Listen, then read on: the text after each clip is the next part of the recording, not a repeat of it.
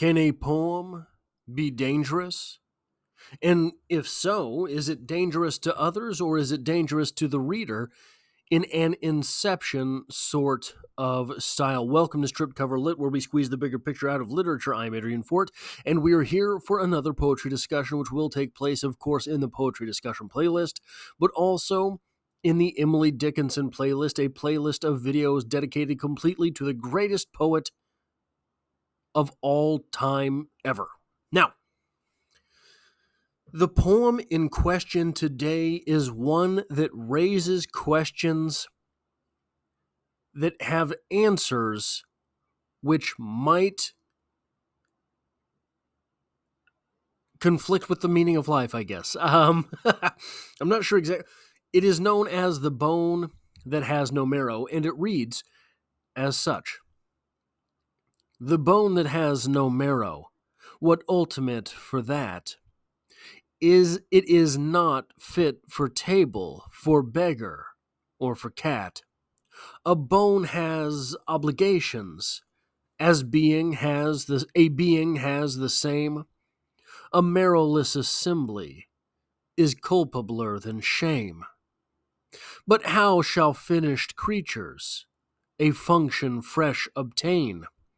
Old Nicodemus phantom confronting us again. So, the bone that has no marrow, what ultimate for that? It is not fit for table, for beggar, or for cat. What we are saying here is that the bone has a use, but it seems to be a use that is secondary. The marrow here, being fit for table, for beggar, or for cat, implies that the bone is here being consumed. The primary use for a bone is structural. Sure, but primary 1 and primary A and primary B, the B being the marrow inside for rejuvenation, for living, etc. But also in the secondary market of bones, the function of structure no longer has merit. So, through the first life and the second life, the bone's marrow has meaning, has use, has value. A bone has obligations. A being has the same. A marrowless assembly is culpabler than shame. A bone has obligations. That obligation being to someone else. An obligation means usefulness to a second party. A being has the same.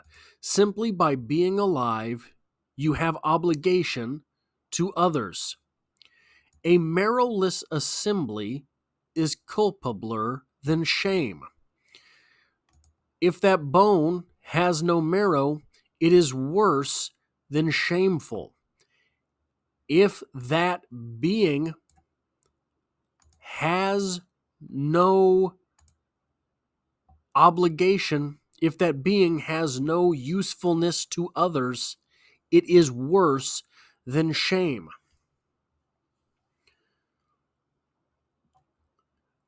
The meaning that you help provide to others, the value in life that you provide to others, if it is absent from your life, that is worse than a shame.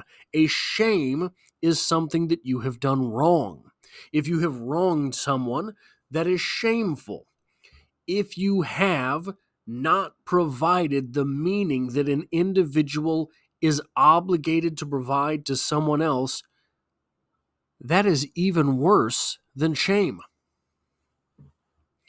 But how shall we, when finished with our first structural use, provide that meaning on a second term when we are already done? How shall finished creatures a fresh a function fresh obtain. How do you find that second meaning? How do you find it? Old Nicodemus phantom confronting us again. Nicodemus pops up in the New Testament of the Bible. He has a midnight encounter with Jesus. He seeks Jesus out. Seek and ye shall find. He goes out to find Jesus, and he says, look, you know what? What's going on? I sought you out. I understand there's something going on here. They told me, hey, not the truth. I decided to find you and ask you some questions anyway. He sought Jesus out secretly, and Jesus told him about rebirth. You have to be born again. He takes this literally. How am I to be born again? How are people born again? He questions it in that way. Now, in this, in the Christian faith, rebirth obviously is starting that second meaning, right?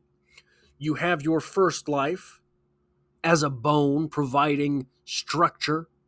You are reborn, and now you have the marrow to pass on. Jesus tells Nicodemus about rebirth. Rebirth in the Christian religion is sort of akin to meaning, right? Your life's meaning in the Christian faith is about God. So to be reborn to God is a meaning-seeking venture. Now, in many religions, then the idea is to spread the faith, which furthers the faith, right? Which would be passing that meaning on, which would be a finished creature, a fresh function obtaining. One of the interesting things about this is that Nicodemus was a Pharisee. My understanding of what this means, the Pharisees were heavily interested, were predominantly interested in the following of religious law. It is not religious law that is meaning. Law is not meaning. So how could this poem be dangerous? Well, what it's saying at the end there is that I think there's some question about the religiosity of this poem in general. It is stating that the Nicodemus phantom, this idea from Nicodemus is popping up, and it will always pop up. We have no reason to believe that the religious context in which Emily Dickinson is writing this is anything other than the Christian context. So for those questions from Nicodemus to still really be valid is to say that there are questions about religion which are valid. But also, a bone has obligations. A being has the same. A marrowless assembly is culpabler than shame. This is stating, look, if you don't have meaning, what do you have? If you don't have meaning in your life, that is worse than being shameful. That if you have no meaning in your life, the emptiness itself is worse than having done wrong. Shame comes from doing wrong. It is an interesting sort of idea here from Emily Dickinson to say that we have a second bout of usefulness, perhaps, if that is to be taken from the poem. We have a recycled usefulness, but that usefulness is only there. That usefulness is only present if we actually have meaning to us.